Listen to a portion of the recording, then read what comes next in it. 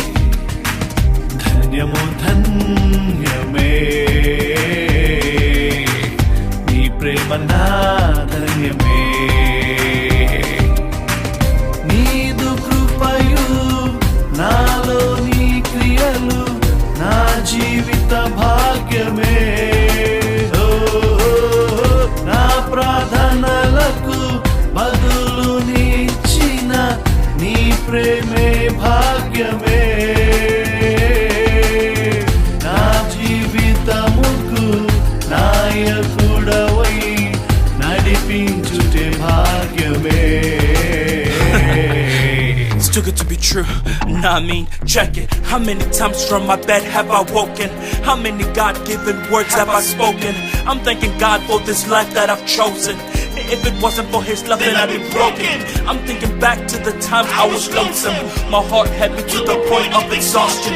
But God carried me through all of my problems. I'm giving thanks cause His love is so awesome. I'm saying done yet, that means privilege. I'm living a life that is more than just average. Gratitude's my attitude, I'll never stop this. I got a hope and a future that's a promise. Now take some time to reminisce back upon your life. And I remember how it felt when you were feeling down. God's love was always there, we're never stopping. Now that's a privilege, aka done yet. Come on, break it down. Done yet, done yet, done yet.